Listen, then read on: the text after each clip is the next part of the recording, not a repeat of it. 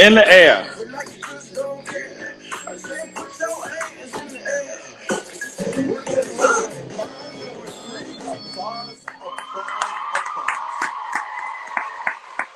Ladies and gentlemen, Mr. Gordan Chambers, my brother. What up? What's going on with you, man? Belated Can you happy hear? birthday, bro. Thank you very, very much. Can you hear me? Can everybody hear? I can hear you. Great. Yeah. How was the birthday? You know, it was wonderful. It fell on a Monday this year, so like I partied from like Friday, Saturday, Sunday, and then it rained all day Monday. So I just laid in bed all day. But when the actual birthday came, you know, that's when like a lot of the calls came or the shout outs on Facebook and Instagram, and I was able to really spend time reading the things that people, you know, taking the phone calls in real time, reading the things that people were posting, and I was like blown away, like just blown away by the love. I think this is like a very specific time where we complain about the times we're living in, but Yeah. it's also a time that people really like have a time to really express to other people. You know, you value relationships. You look back on your life and you look back on what love really means. You know, you got to hold on to something for faith in this journey that we find ourselves in. So I was able to really feel really appreciated and really loved. It was a beautiful day. Yeah. Even though it was different, I mean, you still got to go out. And did you realize how much people actually care for you, Gordan? I did, you know, really yesterday. And I think like somehow being in the rain, like on this rainy day when I just was like home all day, I think I didn't take a shower till 4:30. And I was just like in my own pajama party. I really, really did. And I heard from so many people, including yourself, inviting me to be here tonight.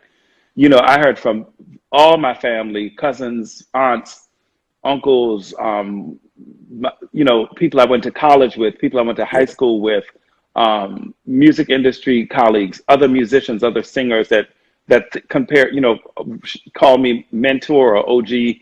You know, you know, people I've gone to the gym, some of my workout buddies, just every aspect of my life. I got to really see my whole life.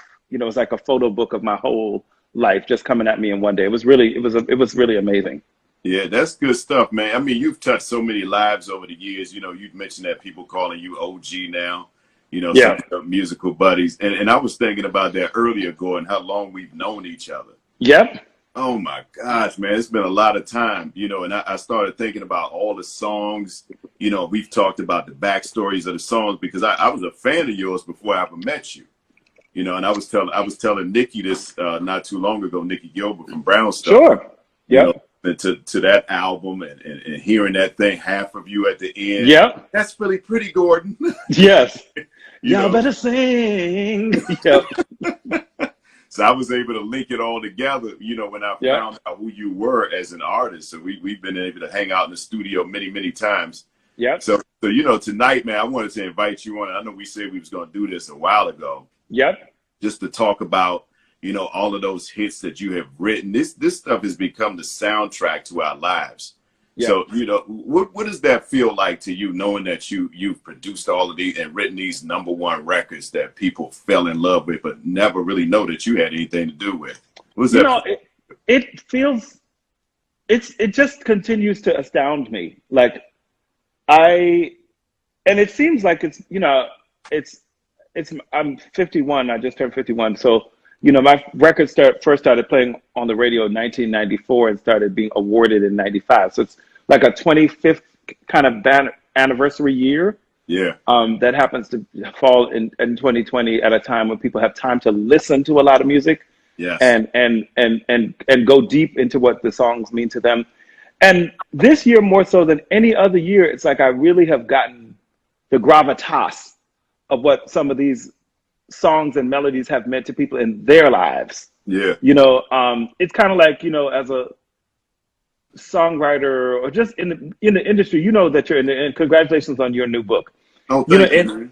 In the industry, you know, sometimes there's a pressure, you know, whether self-perceived pressure or coming from the internally or externally to do the next thing or the next thing. And I was talking to Deborah Cox in a live that I did with her that's posted on YouTube, that like now that we've kind of had a chance to slow down, like we're both still working, but we've had a bit of a chance to slow down, is when we can really like look back on the flowers, literally and metaphorically, and kind of like say, wow, I have done, I've been around, Yeah. and I have made a difference because people, communicate that to you, and you're able to, you have the time to hear it, Yeah. and it's been amazing. Like, I mean, I really just I didn't know the depth of what these songs have really meant to people, not on this level. Like that's come to me this year, because Yeah. people just like, I was just home, and I just need to tell you that I was home and I just listened to the song like 10 times in a row. You know what I mean? I Yeah. haven't heard things like that until like kind of when they first came out, but people are going back in time, Oh yeah. Yeah, I I'm just did grateful. that. I just did that recently with "I'm Missing You" on the Set It Off Right. track. Yeah. Just to revisit those records, and they do become a soundtrack to us. Because sometime when I listen to songs, especially like the Brownstone records, I Hmm. was just starting my career in radio then. So it takes me back to that place. And I Right. still remember being in the studio, what the lights looked like when I hit the button, what it sounded like when it came on. So those are memories for me. And I'm Wow. pretty sure these places, they take people back to where they were when these songs came out. So Yep. what I want to do, Gordon, I want you to talk about the very beginning and how you ended up getting into songwriting, because you wasn't doing songwriting at first, but you was writing for Essence Magazine, right? Yes. I mean, growing up, I grew up in Teaneck, New Jersey, which is a very musical town. So some of my Yeah. childhood neighbors were the Isley Brothers and Millie Jackson, Kool and the Gang. They lived in the neighborhood. And it made pursuing the business, or dreaming about pursuing the business, seem tangible because, I would see Cool from Kool and the Gang taking out his garbage just like my father. you know, my father sold cars to Dave Winfield, and some of the local celebrities who were neighbors. Muhammad Ali's daughter went to the same high school, so he came to PTA meetings. So I grew up sort of around entertainers as regular people, you Yeah. know, and you saw them, just interacting in the community. So I think that seed and that dream came into my heart at a young age. But I started out in music school lessons and piano lessons and trumpet lessons. Trumpet is my original instrument. I didn't start really singing more so until college. Yeah. And then in college is where I sort of started writing. Late high school and college when I started writing a lot more songs. But when I came, out of college, I needed a job. Hmm. And I applied for this job at Essence. It was an entry level position, and it was paying like peanuts. But I felt like it was a good place to be. The environment, the Black excellence that Essence represented. I just felt it was a good place that I could learn Yeah. from and be in the mix. And then I got promoted to entertainment editor, and I had an assignment to interview Latifah, Queen Latifah, and she said, are you a singer? Are you a songwriter? What do you do? Like, because something about me, she said she could feel that essence, and I was like, yeah, Wow. but I really wasn't supposed to talk about my songwriting aspirations while I was on official Essence assignment. Right. But Right. she asked me for some of my music. I gave her a cassette tape, literally, and she called me back, and she's like, I want to rock with you. I want to work with you. And we ended up writing a song called Winky's Theme that was a dedication to her brother. And that was the Right. first sort of major cut I had on an album. And Phyllis Hyman, rest in peace, became a very early mentor and friend, and somebody who, she's one of the first. Queen Latifah and Phyllis, who both like to wear big hats at that Yeah. time, sort of ended up taking me under their wing, and I ended up writing some songs with Phyllis, and on a session with Dave Hall. And then Dave liked the way I, worked with Phyllis, and so I could work with artists. So he's the one who ended up keeping me around in his camp, and we wrote songs for Usher, we wrote for Jade, and we wrote Brownstone's "If You Love Me." And Hmm. then I also, through Phyllis, met Barry Eastman, and Barry Eastman kept me around in his camp, and we wrote for Freddie Jackson, and co-wrote Anita Baker's "I Apologize." We wrote "Missing You" together. We also wrote "One Wish" for Whitney Houston together. We've written, he and I ended up having a large catalog of people with those two people. And then, as it would, Teaneck came back into my life because Troy Taylor, amazing producer who you'd probably love to interview at some point, Yeah. came in. Troy. It turned out that Troy Taylor at one point was living in Teaneck, right, like near my parents' house. And so Troy and I ended up starting to work together a few years later, but we ended up writing just came here to chill for the Isley Brothers, and we wrote "Gotta Go Solo" for Patti LaBelle and Ron Isley together. And That's then my song right there, bro. I which love that one? song. Which Yeah, one? the Go Solo, because that Sing song it. that was added to Patty's album. That was added. Why don't you sing Yeah, it for me? You know, I always encouraging you to sing. man, I ain't singing tonight. I'm on So vocal rest. I hear you. So after I had moved into Brooklyn, it turned out that I bumped into Troy one day out of the randomly on the street. He's like, I live in Teaneck. I'm like, I'm in Teaneck all the time. My parents live in Teaneck. So we started rocking together, and we ended up writing together for Yolanda Adams. We wrote together for a lot of artists, but Gotta Go Solo, you know, those two songs were two of our chart-topping songs that we worked together. But we also worked for the OJs.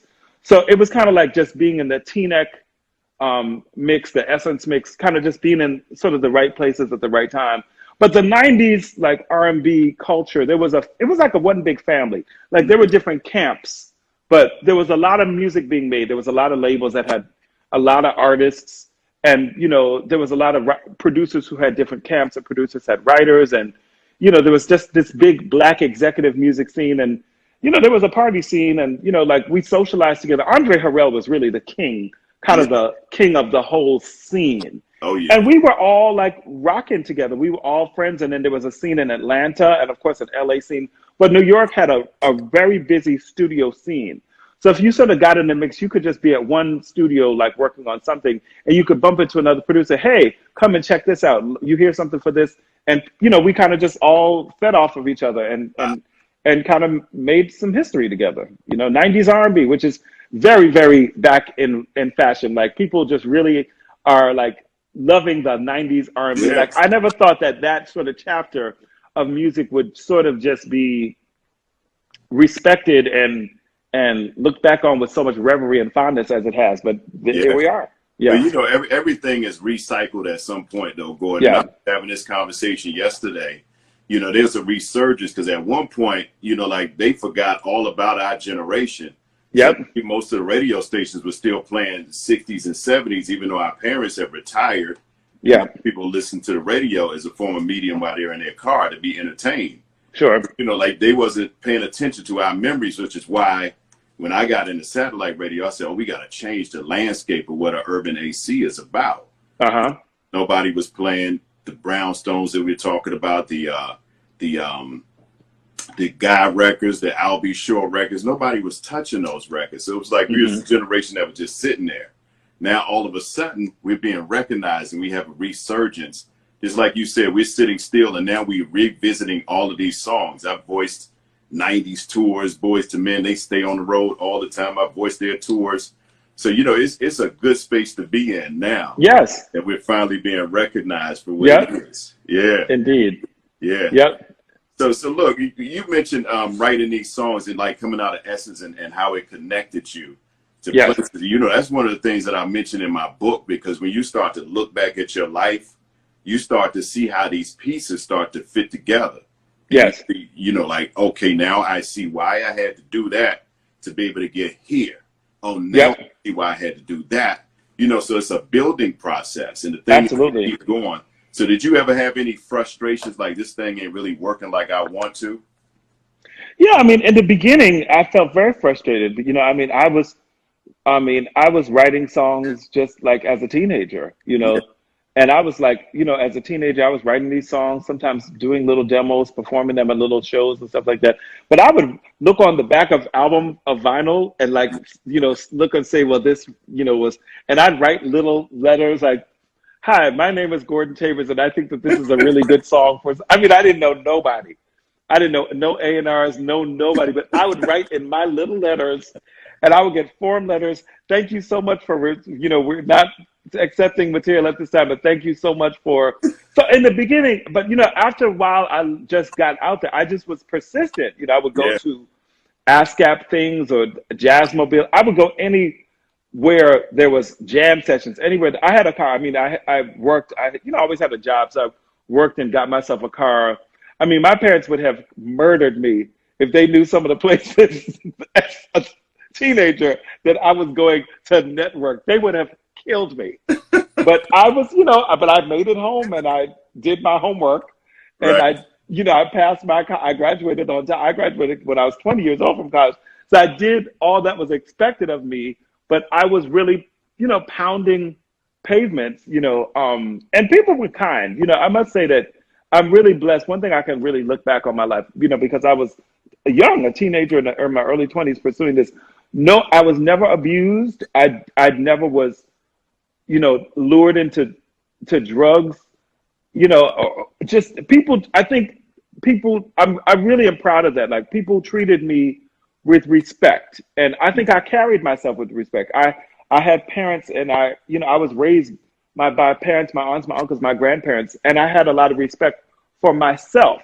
So I Yeah. think I came into those situations just about, this is what I wanted. I'm here for the craft. I'm here for an opportunity. I'm here to make music. I was never into just hanging out for hanging out's sake. I was never Right. into Right. that. I want to get into what I had dreamed of. It's funny Mhm. because I saw Usher years, there was a long gap of time when I saw Usher, because I worked on Usher's first album when he was 14, and he told Wow. me, I had just released my introducing Gordon Chambers album, and I had a physical copy of it. And I saw him at a party. I said, "Here, I have something for you." He said, "Man, you finally did it." I said, "Oh, thank you." He said, "I'm so proud of this." He said, "I need to tell you that you made such an impression on me when I was a teenager." And he was living at one point, like living in Puffy's Diddy's house, kind of like to get into the New York swag, the New York Yeah. scene, while Right. he's working on that first album, which I worked on. And he said, you made an impression, because he said, you would come in, you would listen to the tracks, you would lay your vocals, and you'd be out. He said, you would just like, there was all these hangers on. He said, you would come in, where's my track, here's my reference, and you would be out. He said, you made an impression on me how to like come, be serious and get in and get out and do what you came to do. So I Right. think there were frustrations in the beginning, and then later on, there were frustrations as I started, as we're talking about the sort of the 90s, this glory year of the 90s, like towards the 90s, when the 2000s came, like the early 2000s, there were other frustrations at that time, because Mhm. I felt like music was starting to change, Yeah. like that was when hip hop was starting to have a stronger influence on the music. A lot of artists wanted to write their own songs. So as a sort of outside songwriter, it became much more political. You had to sort of write the song with the songwriter, or there'd be like people who would want to like, just a whole lot of business madness. Right. So I felt like a lot of the changes, like in the early 2000s, and it was just starting to feel different. And I was starting to feel like, okay, this is feeling different, and it wasn't feeling as creative to Hmm. me, to me. Right. And I was like, well, but I love music. I left Essence at that time. I left in 1997, but I knew I still had a lot of music in me, and I knew I had a lot of dreams and a lot of passions and a lot of relationships in me. And that's when I decided to give myself a chance and record as an independent artist. That's Yeah. when I said, okay, I have a lot of songs. I have producers. I have publicists. I have performance skills, because I had performed along the way. I had become well known as a songwriter, but I also knew I could perform. I used to go to open mics. I used to have shows. I've been performing on all my life. So Yeah. that's when I was like, you know what? I think I want to give myself a shot. And there were artists like Kim, who was an independent artist before Motown picked him up. Nora Jones was performing around town with an independent release. I remember that. Hmm. I remember John Stevens performing around town, who became, of course, John Legend. So Right. the sort of Right. I remember that there was just starting to be sort of the notion of that you could release, music independently. Of course, Eric Roberson, who's a friend of both of ours. Right. So that's when, in the early 2000s, Troy and I and Barry Eastman and I and Prince Charles Alexander got into the lab and said, let's give it a chance. So let's make the first solo record. And I just, I pitched it to some record companies just to see, if I could do it on my own first, see if I could get it picked up. But then again, the politics of the record companies were changing. Where at that time in the early 2000s, they were looking for younger artists, teenage artists, more hip hop oriented artists. So I made this record that everybody thought was great. I played it for Sylvie Roon. I played it for Ella Ray. They're like, Gordon, this record is amazing. Why didn't you bring it to me 5 years ago? Why didn't you do? I'm like, but it's here now.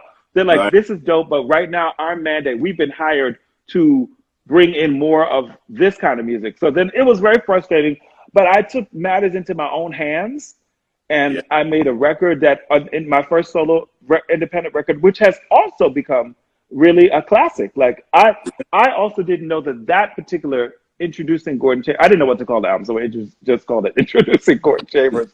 But that record had become such a classic independent record, and still has continued to be played on, independent stations and satellite stations like yours all over the world. I still get love for that record. So, Yeah. and I've made 4 records, and and the 4 solo albums are introducing Gordon Chambers' Love Story, Sincere, and Surrender. And on those albums, I've been able to call on friends to come and sit in, or guest do features such as the late great trumpet player Roy Hargrove, Carl Thomas, Lettucey, Eric Roberson, Layla Hathaway, and other local singers who are friends: Steph Reed, Ayanna George, Sarah Devine, that are just great singers, Candace Coles, that are friends of mine.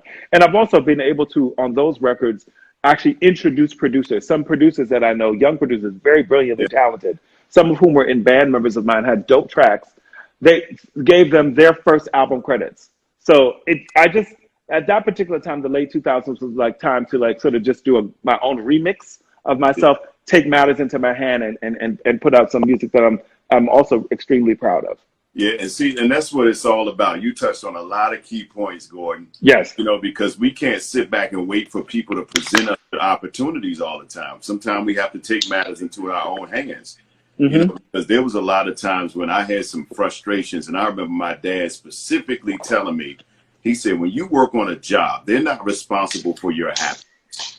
Right. You're responsible for your own happiness. He said, you went there with something to offer. They hired you because you had something to give. But they're not there to make you happy. So, and you're gifted, man. You played a trumpet, you played a piano, you wrote hits for I don't know how many people, like over 75 plus artists. So when something doesn't feel like somebody's gonna give you something, you did it right. Right. Take matters in your own hand and do it yourself, and make them come after you. Right.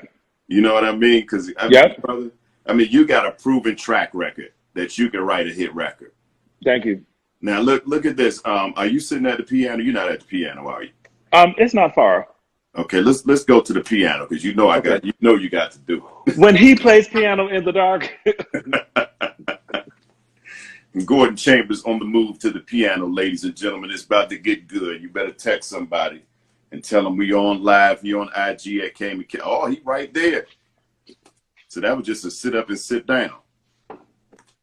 Yeah, that was just a. Wait a minute, we gotta wait for the internet to come back. And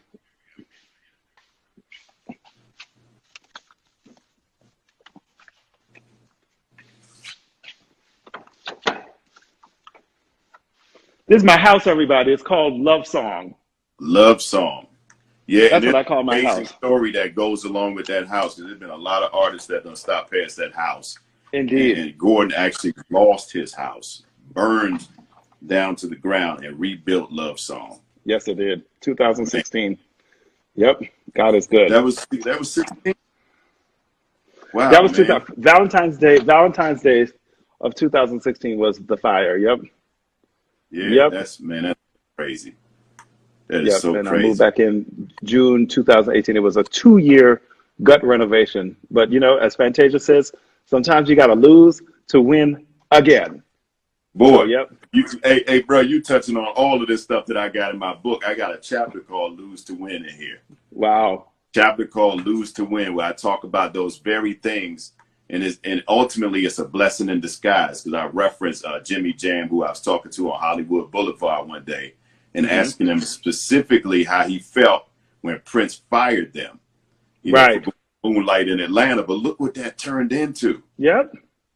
You know what I mean? See, we just never know, man. It's just all about taking chances in life. It's so full of risk.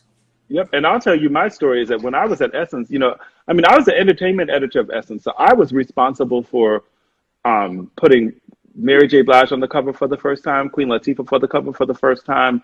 I wrote Tony Braxton's first. I helped pick the talent for the Essence Music Festival. I was in the mix at Essence, and I was moonlighting doing my music, and everybody at Essence knew that I had records on the radio, and I was burning the candle at both ends. Somebody just said something about candles.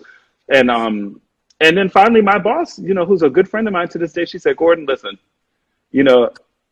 when you came in here, you were giving us 150%. You're still, now I feel like it's 90, and your 90% is brilliant.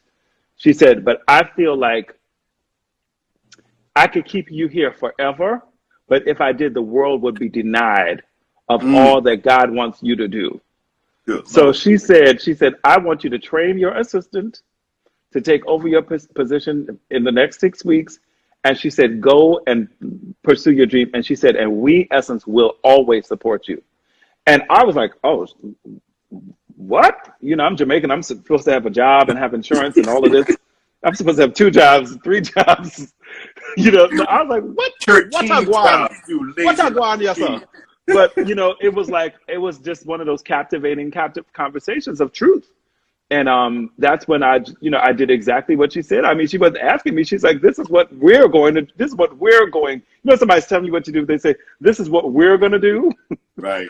So, but that's what was so. And I left, and then the first that month, when you talk about times of frustration, that was a time of confusion. I had money in the bank. I was not, but I was like, this was just a weird time. I'm like, what do I do next? And sure enough, I bumped into L.A. Reid. My first publishing deal with Warner Chappell had ended. And I bumped into L.A. Reid somewhere, who I knew from Essence, of course. I bumped into L.A. Reid like a month later, out randomly at this, I can't even remember some event randomly I went to, and just happened to see him. And he's like, Gordan, I'm starting a new publishing company, and I need you to be my first writer that I sign, called Hitco Publishing. And I signed to Hitco Publishing, and then he ended up, while I was at Hitco, he ended up he owned Hitco, but he owned LaFace. He ended up selling LaFace, but becoming the president of Arista Records. So because I was in the mix with him and got to know, the same people, it was just kind of like became family. My Yeah. greatest dreams came true is that I ended up getting songs on Whitney and Aretha to produce both Whitney and Aretha. So, that time of leaving Essence and Essence to LA Reid just created a new, beautiful new chapter. God is just God is God. Yeah. So, Amen. Amen. yeah. Yeah. Yeah. So I want you to come to this piano because Okay. I love when you get on that piano and start playing. Okay. Remember that day we was in the studio singing a song? You was like, man, you can sing. You need to do a song. You can sing. I want you to I can carry a tune. Fraud Blocker said you need to write a book, Gordan. He really does. You should write a book. Yes, I'm going to. There's so going to. many stories. But I want to talk about the song I Apologize. That was added to the Anita Baker album. It ended up taking that title. So play a little bit of that and then give us the backstory of that particular song. Sure.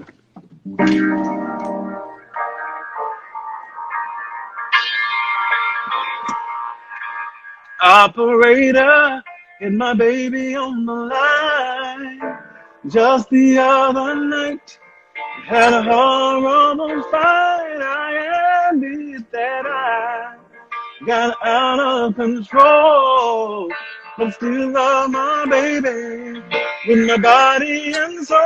When the road gets rough, say things that should not say, but I never meant to treat my baby that way. I apologize. Oh, believe me, I do. I apologize. Honest and true. Cause I knew I was wrong. So I'm here with Cayman Kelly singing my first Grammy winning song. Simply trying to get through, just to make it on up to you. Apologize. Yeah. All right. Thank you. Gordan Chambers, ladies and gentlemen. Gordan Chambers. Yep.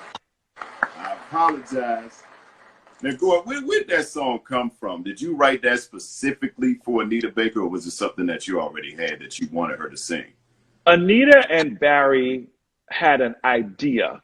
Barry Eastman, the producer, who produced a lot of music on her album, on the Rhythm of Love album. So they had this idea that they had started but hadn't finished. And Anita's album was done. Like, she was coming to New York to master it. But Barry was like, Gordan, Anita and I started this thing. I Apologize. It had the title. And she was singing, I apologize. And it had some chords. Oh, yeah. Apologize. And it was just like, that's really was it was like the idea, but I could hear what it could become. He's like, if you think you can write something to this right away, we got to demo this and I'll send it to her. I'm going to like FedEx it on a cassette because she's coming here to master it. And like, I'll play it for her when we're in mastering because mastering is going to like probably, it's a long process. And so, but we have to do this now. And by that time, I had already started working with him with Phyllis and just writing songs to pitch to other situations. So I was well aware that he's working with Anita, but I was 22 years old. I wasn't gonna be like, oh, you need help with the Anita Baker album? It's like, no, he don't need no damn. If he needs help, he'll ask you. So that moment, came, and I wrote it, and turned it around, and he sent it to her, and she listened to it on the plane. She really liked it. So while they were mastering at Hit Factory, there's a second room upstairs. And he just had her go upstairs. He said, let's put a rough vocal on that song I sent you, Apologize. He had the lyric sheet. And she said, oh, I was listening to it on the plane. I like it. He said, and let's just, do a little rough vocal. And this way, it'll be in the files for the next album. He said, like, let's just catalog it for the next album. And he went back to mastering, and he had the engineer just mix it and said, listen, Anita, I had the engineer mix the vocal. And she was like, the rough vocal? He said, yes, it's amazing. And so he presented to her the next day of the mastering, and she loved it. And then they just turned it in to the record company with it added to the album, like unexpectedly, because the record company had been hearing the album prior and had sequenced it and everything. So it was this sort of surprise song. And, the people at radio and the record loved it, rushed it to radio. It started playing on I think 90 or 100 stations within a week. And, they just kind of rushed it out as a single, and the album sold 1 million copies in a week. And the song was awarded at the Grammys the next year. So it was just a amazing time that just changed my life completely. And I was 22 years old. Yeah, that's what I was about to say. 22, you were still a young man. I was still a youngin', yep. Young. That's a huge accomplishment to be a youngin' boy. What was you feeling like then? When you found out that song was about to win a Grammy, when it was nominated, what was your feeling? I mean, I was just so excited on so many levels because it's like one of those experiences where you're just dreaming about something and and then you're just knocking on wood. You're kind of in the mix, kind of, sort of, and then something just happens, like something turns it around, and it was like, that was a moment where it just turned it around. Like, it made the album, like, oh, thank you, Lord, it made the album, but then it was chosen as a single. Then radio really loved it. Like, everything just started to happen, but it started to happen real fast. And it was like, whew. And then, there's just other things that you think about at that time. Like when things start to happen, like, oh, now you're going to the Grammys. Now you're going to the ASCAP Awards. So there's things like, okay, what do I wear? How do I explain to my parents that they can't come? You know what I mean? To certain things. Right. There's other issues that come about, you have friends, and then certain times friends become, frenemies, it introduces, like going from one level to another level introduces a lot of things and good things, but, good things, but sometimes other unexpected, I don't know if I want to say a problem, challenges. And so I think it was like just a learning curve in general. But just amazing gratitude, But it was a balancing act. I had to learn how to walk. It's like, metaphorically, somebody can put a crown on your head, but you have to learn how to walk with it. Once you have the crown, literally, you have to learn how to walk with the crown. And sometimes the crown is heavy. You're expected to walk, you're expected to glide with it, so to speak. So it was a sort of a crash course on every level. Yeah, if that makes sense. Candy 1978 said, oh my God, that was her rough vocals. So she just sang that one time through, and they just mixed it in. I wasn't there. I wasn't there when she sang it. I wouldn't say it was not a rough vocals. I wouldn't say that it was a rough vocal. I wasn't there when she sang it. She was with Barry, but it was not necessarily intended to be like, okay, we're singing this because we're going to put this on this particular album at this particular time. It was kind of, and from how it was described to me, it was like let's give this a try, you know. And I came to the studio the next day, and I was like, wow, you know, and I was blown away. Like when I heard it, like I was like, and when I heard it, the way she sang it, it was very like I sang the demo of it first, and it was very different because I sang it more in the pocket. Like I sang it more. Like, I apologize, believe me, I do. Like, I was more like, believe me, I do. And she was like, oh, believe me, I do. She jazzed it out. She did the Anita thing. And she, you know, her vocal, she really was, it was very jazzy. And I was like, okay, wow. Like, it was like, I was blown away. I'm like, it was beautiful. But I remember like, wow, like, is this as commercial? And then at the end there was a scat, and that song was long. That was like 5 minutes long. Yeah. So like it was a longer record, and it had the scat. It was very free spirited. Like it almost sounded like she was like in a jazz club, just chilling, just hanging. You know. Yeah. So I kind of in my mind didn't know that it was going to be as commercial as it ended up becoming. You know, but. Right. God had his favor, and God had his way. She had that. She just had that. She had that touch, because you remember how long Fairy Tales was, and people would play the whole version of that thing, man. The whole thing, just like a jam. Yep, yeah. Including the band playing like for like 3 minutes at the end of the record. Yes. Yeah. Hey, Francis, one of my vocal students who studied with me is on here. He's an amazing singer from Indonesia. Hey, Francis Carell. Yes, I remember he came to New York and took lessons with me. Yep. What's up, Francis? That's right. You do vocal lessons. You know, so if anybody I do vocal lessons, yes. Gordan Chambers, he does vocal lessons virtually. How people get in touch with you to do that, Gordan? On Instagram right here, or they can just call. My email is info@gordanchambers.com, or they can call, hit me up, DM me here. One of my other students, what's up, Chris?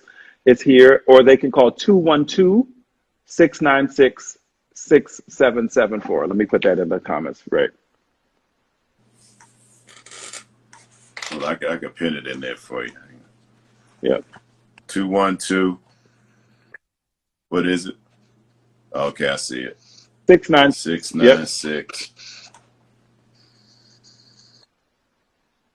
Yep. And that's the email. Yes, sir.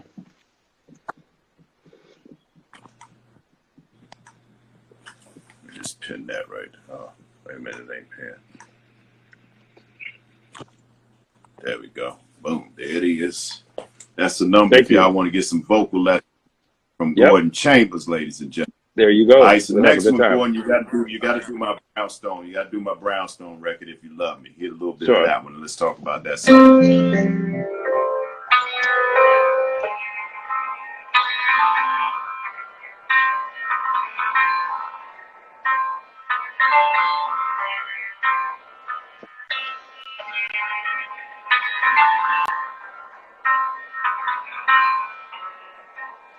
I don't wanna rain on this parade, but I'm starting to question the love that was made. Not looking for just an affair.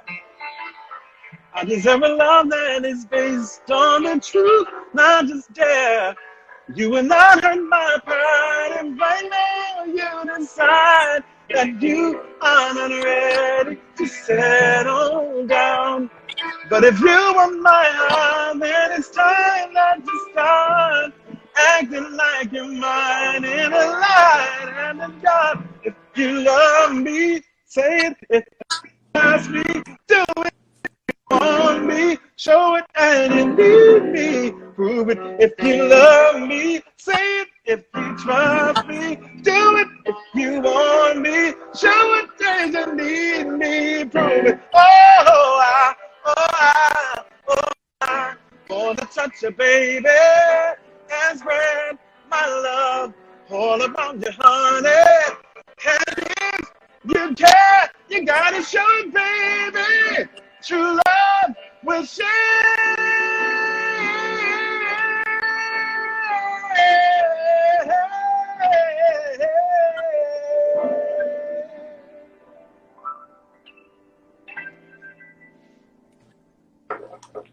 Yeah. That's it right there, Brownstone. If you That's it right me. there. Now, a whole lot of folks saying, man, I ain't know he did that song. There's a whole lot you don't know about Gordan. You need to go peep that discography. That thing is serious, man. That discography is crazy. So talk about where'd that song come from, Gordan? You know, I was on my way to working at Essence. I remember I was on my way to Essence. I was running late to work. And at that time, I started to work with Dave Hall quite a bit. And Dave would give me like tracks. Like sometimes it'd be like a CD of like 16 tracks. And I was driving to work because I lived in Jersey and Essence was in Midtown. So sometimes, depending on what I needed to do, sometimes I take the train, sometimes I drive. So one day I was always running late because by the time I was starting to do music at night and blah, blah, blah. And I was like, we had a big meeting in the morning. I was just late. I'm like, oh, I'm going to just be late and I'm going to be later. Then I swear to you, I put in the CD and it starts pouring down rain. I mean, it was not expected to rain, but it just like a thunderstorm. I'm like, you're running late and now your ass is going to be later. So I said, shit, I'm going to be late anyway. So I just put in the CD of Dave's show and like right then the first thing that came on was, you know, just when I heard that track and I heard those chords, that something about that haunting, it's like a merry-go-round, you know, just like the way the chords just go round and round and round. I just got out a pen and a pencil. I'm like, it came to me, I don't want rain on this parade. And the whole song came to me in the traffic jam of the Lincoln Tunnel while I was on my way to work at Essence that day. And so I finally, you know, got with Dave and recorded it. I recorded my demo of it. I think we were pitching songs to Jade, and I think they turned it down. He had pitched it to quite a few people, but Michael Jackson had signed this new group called Brownstone. But Michael Jackson was having some legal trouble at the time. Like he was in court for something. He was exonerated, but there was a lot of drama with Michael Jackson. So I remember when we heard that like the song, like this group called Brownstone wanted to do it, I'm like, but, you know, Michael Jackson, who knows if it's going to come out? I was like, but, you know, he said, well, they're going to do it, you know. And at that time, you know, he's kind of the major producer. Dave Hall had, by that time, done half of Mary's new album, first album, Mariah's Dream Lover. I mean, he was like a huge producer. So he was in charge. I'm just like a peon in his world. So, you know, I'm like, okay, if he says this is what we're going to do, then this is what we're going to do. So they did a demo of it. They sent the demo of it. And I remember like hearing their version of it. Because you hear when I play it, it's a little bit more quieter, more, I don't know, it just has a different vibe. So the demo was closer, not quite like this, but it was closer to this mood. But when they came back, they came in, you know, like it came in, that demo came in big. And so finally, when they came to California, when they came from LA to record it, like we went to the studio and like, it became bigger on the demo, and they all sang old on one mic, and then they would stack the vocals like 3 times. So I kept on saying, Dave, I'm like, this is just too loud. Like, can't we like, does it have to be big? And Dave was like, Gordan, this is the way they sing. Leave them alone. This is how they sing. Because I was like thinking, like, are people gonna like get into this like? They're like screaming, like there's a whole lot of flavor in my ear, you know? But like, you know, but Dave took their vocals and he mixed it. But I remember when we were in the studio recording the first verse, Dave took out the drums and he wanted Nikki to sing the first verse without the drums, but the demo had the drums. And so when there was no drums and there was no metronome, there was no, you know, keeping time, it just was harder for Nikki to, you know, to follow the time, the tempo. It was harder, you know, it's like, so it took a long time. I'm like, oh my goodness, Dave, just put let me be Christian. I'm like, Dave, put the drums back in. And Dave was like, yo, leave this alone. I'm the producer. Just make sure they're on key. Leave it alone. And Dave was like, I'm the producer. You just blah, blah, blah. And I said, but like, you know, she's having a hard, you know, like, he said, Gordan, and he took the drums. I said, but why are you taking the drums out? The demo wasn't like that. He said, because people need to hear these words. And that's what he said. And I remember when that record started playing on the radio, I remember the first time I heard it on the radio, the first time I heard it was actually In the Rain again. I was going to another session. People heard it on the radio before I did. But the first time I heard it on the radio, it happened to be pouring raining. And I remember that there was this moodiness of the way it came on the radio, like with those chords. But they sang it, this was their key. Ooh, yeah. But the way that it started, it was so haunting on the radio that you couldn't, it made you focus. You had to listen. And when Nikki laid that first verse down, no, Maxie sang Maxie, rest in peace, sang that first verse. It was so tender, so nuanced, and melancholy, but like arresting, like in your face, you know, like somebody's really being vulnerable. Like, listen, I have to talk to you. And then I'm yelling at you, but they're like so direct and from the heart that it's piercing. You know, and I remember the first time you're just like, I don't want to rain on this parade, but I'm starting to question the love that was made and just the innocence, but the strength and the nuance of her tone. I remember just hearing it and read. I'm like, this is amazing. Like that's the first song I ever wrote that I ever heard on the radio. And I was just like, I just sat there and I cried. I just cried. And I had no idea, once again, I was like, that it was going to be this tremendously big hit record. But I remember just like, wow, like this is the first time I heard something that as a child growing up in my father's, you know, stereo, listening to the OJs, Teddy Pendergrass, Bob Marley, Toots and the Maytals, Mavis Staples, you know, Motown, The Temptations, all the music that I heard in the radio that made me dream of writing music. Just that moment of hearing something on the radio, I was like, I had no idea. I was like, maybe it's a fluke. Maybe the DJ's going to play it one time and he'll never hear it again. But it went on and played. It was the number one R&B airplayed record of 1994. You know, so I'll just never forget it. I will never forget it. Never. Wow. Hey, Taï, my niece is online. Story. Yep. Yep. I know we done talked about that story before. I don't remember all that. You added some more detail in there. I like that story. That was a good one. Yeah. Thank you so much. This internet is terrible. You breaking up, babe. So look. Can let you hear me me ask now? you this, because you said you got that song in the rain. So, Yep. yeah, I can hear you. It's just kind of breaking up a little bit. I can hear you. So Okay. look, when you talked about getting that inspiration from the rain, what about Angie Stone? When you wrote that song? Angie. Did that come in the rain too? No, that was not in the rain. That was Angie had written. She had written most of the song, and then but Clive was not happy with the bridge of the song, so they kept like making changes. And Peter Edge called me her A&R. He's like, Clive loves this song, but it's like there's something about it. So I went and I wanted to talk. I remember like going to the session to just talk to Angie. She said, child, I'm trying to get this record done, and Clive just keep on child, you know, Angie, I don't know if you can talk to Angie. Are you falling? Are you literally falling out, Cayman Kelly? Because that sounded like her. It sounded just like her. So I'm like, now because she was really frustrated. So I'm like,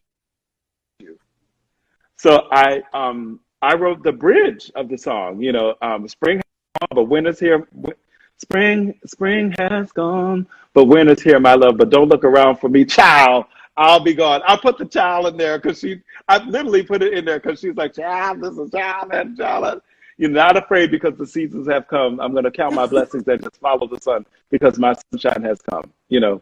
And I sang backgrounds on it. And just like, it was kind of like, you know, that was another thing. Like Angie, I knew Angie. She was a friend. Peter's like, Gordan, we need some help here. We need some help here. You know, and I was like, just like, oh, let me just help my Buddy out, my friend out, and I remember doing more talking and therapy with Angie than me. Like that's what I remember. And sure enough, it was one of those fluke things that like songwriting is funny. You can like, it's like cooking sometimes. Like you may get the recipe, you may have been cooking the recipe, but then something's like just not off. But then you put like a little bit of something in it. Like Jamaican cooking, it's a Scotch Yeah. bonnet pepper. You put that Scotch bonnet and it makes the recipe pop. So I think for that record, I was like a Scotch bonnet pepper and a therapist. And that's no more.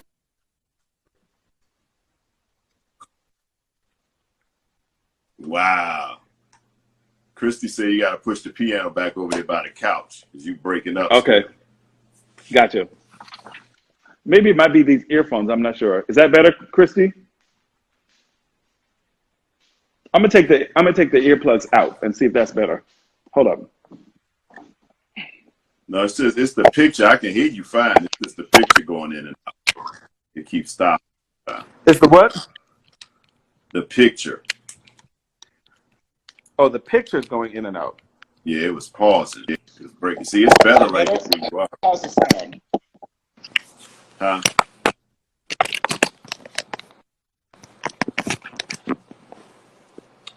Can y'all hear me as good? Yeah, that's good right. That's good. Oh, that's okay. Good, cool. Yeah. So look, some people say your phone gonna blow up because they can't even sing. I think Christy said that. She said she can't even sing, but she tempted to call. So can you train somebody that can't actually sing, can't carry a tune, can't be tone deaf? Yes, I can. I don't believe in tone deafness. I You really don't. No. Shoot, I do. I think that, and I'll tell you why I don't believe in it. Because having traveled the world, Africa, Asia, I've been to villages, like in Senegal, I'll never forget, like, where I would hear just townspeople singing the most complicated, like, music, but it was a part of the culture. Like, it's like, like, it might be like a song, like it might be a work song, that's part of the culture, just part of something that you do. I think that Western civilization has made music sort of like, oh, this is refined music, and like this person is a musician and this person is not. Like, Oh.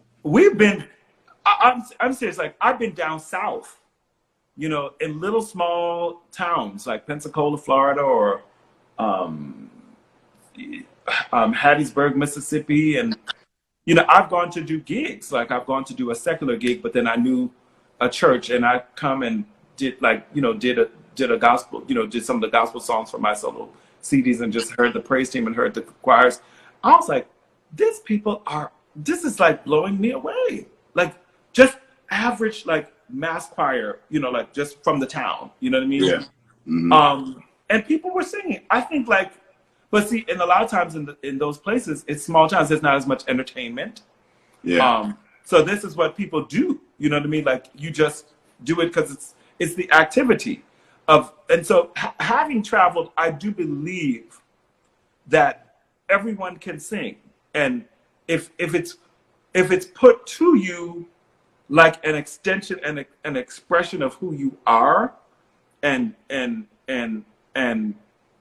it's in the culture, it's in the ritual of your life in some kind of way, that you will find your voice. And I've worked with people who, quote unquote, thought that they were tone deaf, and I've helped them, like, and the breakthroughs that people have had from working with me have sometimes, I've worked with international touring artists. I've worked with people who are just, come for the experience of the hobby of it, and I mean, I remember this one guy who came to me, he's like, I'm tone deaf. He said, but I really want to sing. I want to get more in touch with that part of my soul and express that.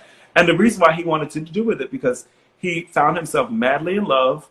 Like, he was like a player who's like, I ain't getting married, I got a kid, I ain't blah, blah, blah, blah, blah, blah. And he found himself really in love with this woman who opened up his heart. And he said, I wanted to sing You and I to her. I want to propose to her in song. I want to open up my heart because she's up. And I coached him to sing that song, and he sang it publicly, and she said Wow. yes. And she said, well, you know, you're gonna have to sing it at my wedding. And he sang it at the wedding. And Wow. that was part of what, and part of what had them tie the knot, opening. You know what I mean? Opening. So I believe it. I love vocal coaching. I love how it opens people's hearts up. Yeah. You know? Yep. So Gordon, when you teach somebody vocally, what's involved with the actual training of it? Is it breathing or what is it exactly? It's definitely breathing. Breathing is a big part of it, but a lot of it is really what I do is I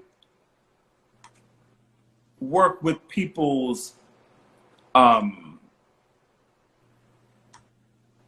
get inside I have just a way of getting inside what's going on in their heads, because you can't judge yourself and sing at the same time. Oh wow. Singing is more about feeling than thinking. Yeah. But a lot of times when people have judgments. Hey, Charlene, one of my students is in the room right now. Have a lot of judgments and insecurities or vulnerability that's locked within themselves. That's blocking the voice from coming out, and we deal with that. And when I work on musical things, and there are tips, there are ways to hold your mouth on certain notes, how you breathe, how you phrase, there's definitely things technically and musically to work on, but there's a lot of stuff that's emotional and in the intuitive spiritual space that I go into with people, and it's a great joy of mine. It gives me infinite joy to have people unleash their confidence in themselves and their expression, especially at this time. Yeah. You know, right now when people are going through so much emotionally, you know. Yeah, because it's definitely therapy, man. Music is such a healing force, you know, and especially what you do and the gift that you possess. Yeah. And being able to take that thing and write a song. Yeah. You know, I've talked to so many songwriters, and they're being able to express themselves through that song. Sure. It's been therapeutic for them as well as people that actually listen to it. Absolutely. So you got an amazing gift, bro. And I'm glad we had a chance to have this conversation. But we're going to have another one of these, because there's stuff that I didn't get to. But before I let you go, we definitely got to talk about the song that I've been revisiting. Yes. Missing You, from the Set It Off soundtrack. You Sure. got to tell me where that came from. I mean, that thing got so much feeling to it. Yeah. How much time? Because are we going to get cut off, or are we going to go back I on don't it? feel like they haven't been cutting me off lately. So just go ahead and tell the story. If they do, we'll log back on real quick. So just go ahead. Yeah. Okay. So Missing You was an assignment. After I Apologize, did really well. Sylvia Rohn asked Barry and I to come up with this song. So the film had been done, and she needed an end title, and it was going to be a collaboration. So at first, I think they were talking to Roberta Flack and Lauryn Hill about doing it together, because the Killing My Softly had done so well. So that was part of the casting, and then something happened where that just couldn't come together. So finally, then the thinking changed to make it a quartet, to have each voice, reflect one of the four characters of the film. Oh. So I sang the song, I sang the demo. We had to do a couple of versions of it. Sometimes when you write for film, there's a lot more layers of people involved with the film process. There's the record company, there's the film directors, the film producers even. So we had to do several rewrites to get it right. And at first, Mary J was actually sang the first verse of that song originally, and she ended up taking her voice off of it. And I think that something with her management, like she was on too many projects at the same time, and they decided to take her voice out of that project. So at that time, you know, it was pretty much done. And then at that time there was, you know, I don't really know exactly what happened with that, but Brandy was the last minute addition. Like Brandy was already signed to Atlantic. So Sid was like, well, I think I'll just get Brandy. I'll just see if Brandy can do it. So Brandy was like the last minute voice of it, but it ended up being like actually like perfect because at the time Brandy was like really on the pop charts. I think really Brandy's voice, especially, you know, like being the first voice you heard on the song, helped the record go pop. I really do believe that. And then she started it out. There was an innocence about her tone and Tamia's tone that set it off. That made it sound sort of innocent. And then when it grows to when Gladys comes in, like, whoo. Yeah, my Lord, man. I mean, and being in the studio with Gladys, like I remember being in the studio with Tamia and Gladys. Woo! By the time, and Gladys came to the studio on time, early, did not need a lyric sheet. She said, I know the words. She said, I can't sing a song and feel it the way I got to feel it, looking at no words, looking at no lyric sheet. So Mother Gladys came like, she was early, needed no lyric sheet. Wow. And laid us out. And when we did Shaka's vocals, Shaka didn't know the song as well. And Shaka had just gotten off a plane from Japan. So Shaka like didn't know the song as well. So she knew it a bit. So at one point she was in the booth and she said, Gordan, come up in here, Gordan. You know Shaka does. And so I'm looking at Barry, I'm like, hey, Gordan, I'm sorry, man, not to cut. Keep telling the story. I got to run to the restroom. I'm over. Oh, no problem. I understand that. So at one point I'm like, Shaka's like calling me like, Gordan, come up in here, Gordan. I'm like looking at Barry like, I ain't going up in there. I ain't going and it was a small booth, but Shaka's like, come in here and, you know, and work with me and like kind of show me how to sing the song because she needed more, you know, she didn't know it as well. She hadn't had much time to learn it. So it's one of those times where like, you know, like, I mean, of course I've been a Shaka Khan fan all of my life and I knew how, you know, Shaka's vibe, but you know, I was like, I'm 23 years old. I'm not going in the booth with Shaka Khan to tell her how to sing nothing. But then Barry's like, go and go. So at that moment, it was just one of those times where, you know, Barry Eastman, living legend producer, and Shaka Khan were showing me that I was ready to do what needed to be done, and they trusted me, and I went for it. While Cayman, is there anybody got a question? I'll answer a question real quick from somebody. Who got a question? Any questions? Any questions? Any questions? I'm seeing comments. Where are y'all from? Tell me where you're from. Take some more. Oh, Heather says she's late. What are you talking about? Okay, I'm if anybody had any questions. Whew. I was sitting here starting to dance, man. I said, man, go on, my man. We can keep it real. Yeah, no. I've done the same thing. I'm like, I said the same thing on Instagram Live before. That thing happened to me once before. I had Common in the studio. Common said, can you talk a little bit more, man? I gotta go to the bathroom. Okay. And I thought he was joking, right, man? Next thing I see him get up and retreat to the bathroom, and I said, okay. For those who are asking, yes, I do teach virtually. Just contact me on the number there, and or DM me here directly at Gordan Chambers, and we'll work out our lesson times. But yes, I do. I am taking students now, and I do coach virtually. Thank you for asking. Yes. I might have to jump in there and get me a couple coaches. I've been telling you for 15 years. I know. You even sent me a couple songs, man. I'm going to go back and revisit them songs that you sent me. Come through. Anytime. Yeah, I'm going to do it. I'm going to do it. That'd be my next accomplishment. I finished the book, and now I'm somebody said, you accept a 42. Yeah, he accept a 42-year-old student. It don't matter how. Yes, I teach all ages, all never too late. Yes, come into the room. Yes, all are welcome. You can read and write music, okay? That's what's up, man. Yeah. Trade 90s, how do I get into the writing world? Do you teach writing too? Songwriting? Yes. You do? I do. Wow. Yeah. That's cool, man. Yes, I do. Y'all got his number right there, 212-696-6774. You can DM him here on Instagram. Yeah, and the website, where people can also reach me at the website, is GordanChambers.com, and then you can email info@GordanChambers.com. Yes. Yeah, y'all get busy. Gordon standing by, and this dude, he got a proven track record. So if you're not familiarizing yourself, go look at Gordon's discography. This guy is amazing, amazing, amazing.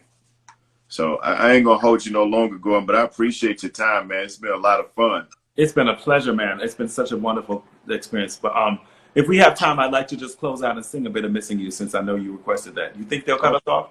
Yeah, let's do it. Okay. How come they don't cut you off? You're special like that, huh? I guess. I don't know. I know that's right. I know that's right.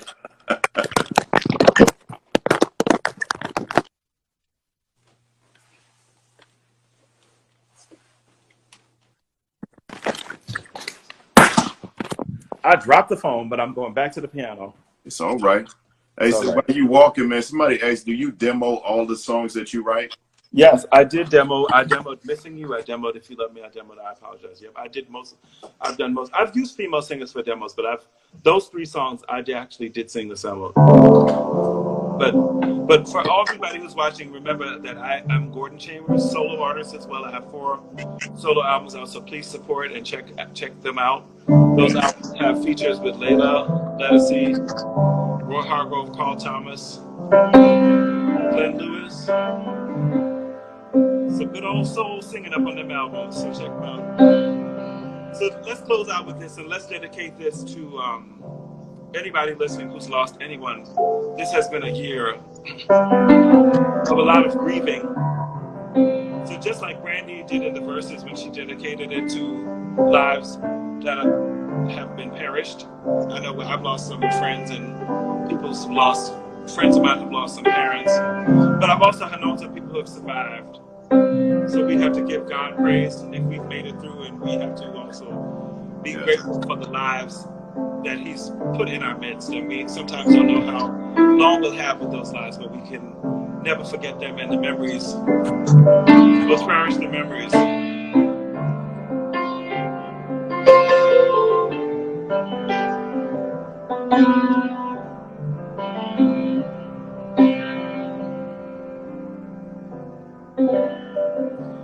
Who would have known that you'd have to go so suddenly, so fast? How would it be? The sweet memories would be all that we have left. Now that you're gone, every day I go on, life doesn't look the same. So empty inside, my tears I can't hide. Though I'll smile and try to hide the pain, though I'm missing you, I'll find my way to get through. Living without you, 'cause you were my sister, my strength, and my pride. Only God may know why. Still I will get back, 'cause we were the closest of friends. But I'm waiting for the day when I'll see you again. When I'll see you again, I'm missing you. But I'll find my way to get through. Woo. Living without you, 'cause you were my sister, my strength, and my pride. Only God may know why. Still I will get back.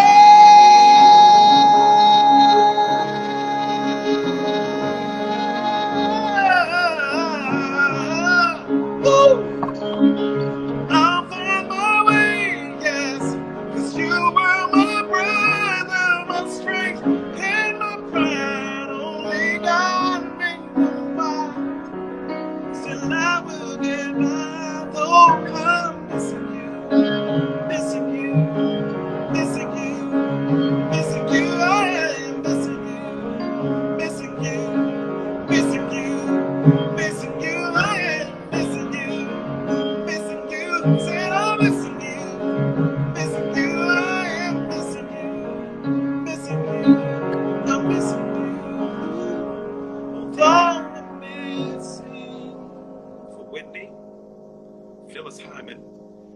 and Cheryl Levert.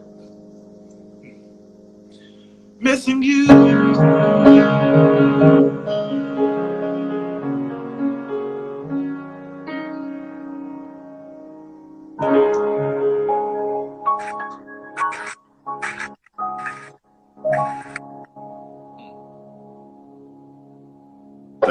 Thank you, my brother. Thank you. Thank you. Those songs make me really vulnerable, and I'm fighting back tears. But thank you, man. Thank you for sharing. Thank you. Oof, boy, love you, brother. I love you. Thank you. Thank you, and congratulate you for all that you are doing, for all that God is going to keep on blessing you with the opportunities. And Cayman, I just want to say for all the artists, I want to say it on behalf of all of us, you have such a good heart. You make yourself accessible. You are so supportive. You just are a go-to person from the heart. God has so much in store for you because your heart is so pure. You love the music and you love the musicians, and you tap right into the heart of those who make the music. We love you. We appreciate you. And I'm so grateful for this opportunity to be with you. This is a happy birthday gift to me, being with you. Thank you, brother. Thank you, man. And again, I love you and thank you for your time, my brother. Thank you. Gordan Bless you. Ladies and gentlemen, Gordan Chambers. Look him up. Call him 212-696-6774. Hit him on DM on Instagram. Show this brother some love because he has supported our lives through music, and we appreciate you just as well as you appreciate me, man. It's never dying, and the love is real. So again, thank you so much for tonight, brother, and happy birthday again. You want to sing it real quick? No, not tonight. Thank y'all so much. God bless. God bless you, man. Peace.